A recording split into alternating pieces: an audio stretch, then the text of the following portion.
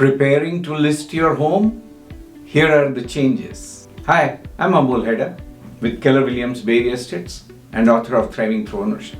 I did a video on changes that should be made from the buyer's perspective, and I completely left out the specific changes that the owners should focus on when they want to put the property on market.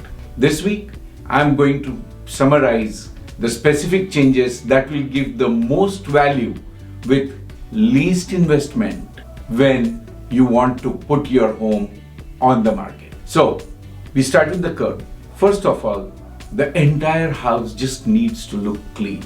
No trash cans, no debris in the front, no color fades and things like that. So the first thing that anybody, when they drive up to a home, that they see is the grass, the lawn. So if the lawn is cured and ready, it gives a very impressive feel.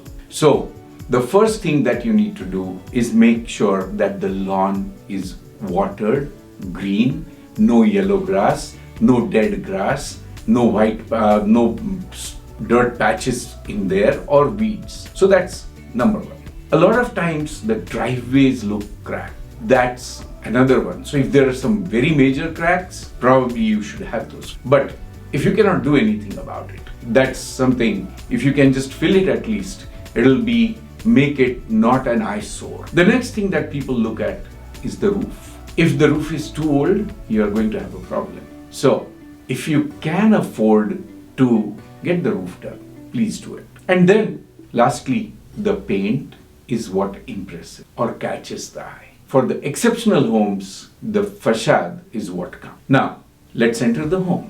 And as soon as you enter, what catches the eye is how much deep or how much wide that living area is. But the interior paint brings up the property much better. If it is staged, people can imagine what they can live in. But flooring is the next thing. If you have a lot of stains, dirt, grime, that effect. So very cheap and simple. Just paint the whole house before you go on market. Make sure that the flooring is even. Even if it is old, that's fine, but the entire house should look even in terms of the floor. Then we go to the kitchen, which is the heartthrob, like I said in that video. These days, so part of the reason I left out the specific recommendations is because every property is different.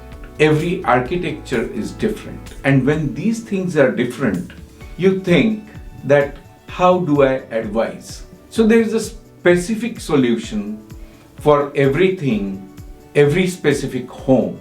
And that specific solution will only come when me or my professional strangers or the interior decorators can come and help you with.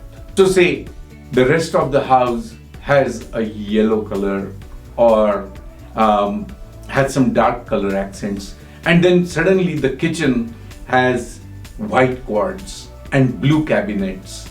Do you think that will go? Most probably not. So that's the reason why I stayed away from doing the recommendations at that time. But let's talk about style and how to select the styles for the entire home.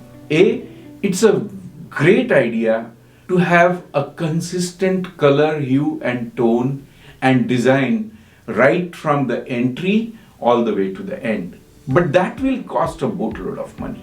So I'm not asking you to do things that will need a lot of money. What I'm trying to do here is just give 2 or 3 suggestions for each area, and that will bring it from like being, say, your rating. So typically I ask my clients when I'm representing the buyers or sellers to rate their home from 1 to 10 in their neighborhood. So say that home that was number 10 in that neighborhood was the prettiest looking home, and the one was a fixer-upper or something that had nothing in it. So you have to rank where your home sits in this pecking order. And when you rank it, I want it to be a couple, 2 or 3 notches up by doing small things. Just doing those many things with very little money is going to get you the most amount of return when you are selling from a buyer's perspective. So you can do a brand new kitchen. And so what I have seen people do is just replace the countertops and they leave the old cabinets there or just paint the cabinets. It's a little disservice when you do this kind of a thing, is what I feel when I'm representing the buyers. I feel that if you are going to replace just the countertop, please spend that additional $5,000 and get the cabinets too. The buyer will thank you a lot, and it brings up a good warm heart and opens their wallets and gives you the money that you want from them. The sinks should be current.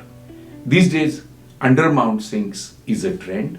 So I'll highly recommend that you go look at websites like houzz.com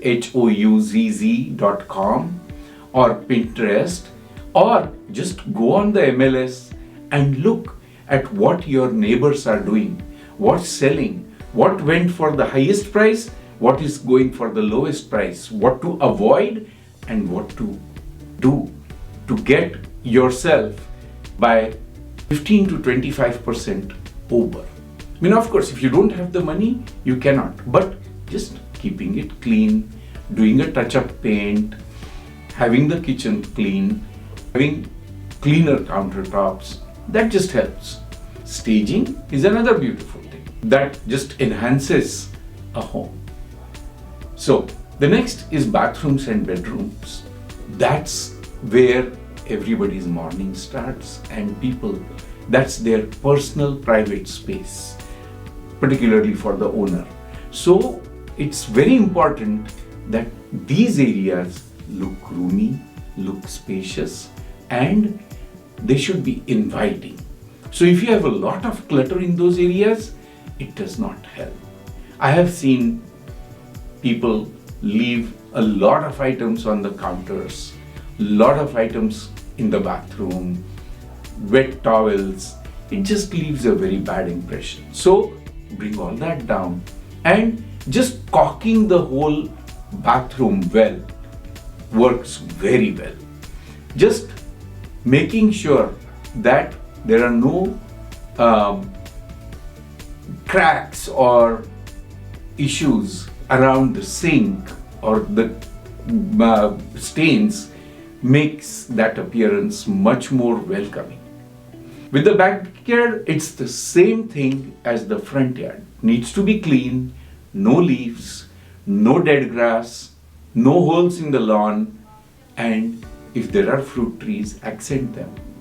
One thing that helps a lot is labeling the whole house with the right things. But well, that's for your agent to do, and most likely they will take care of that.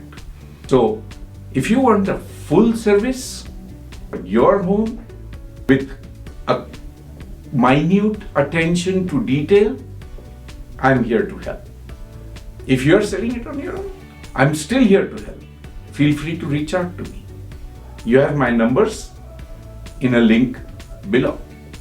Do you think this helps? If it does, please like and share with somebody who needs this advice. And don't forget to subscribe and click on the bell button.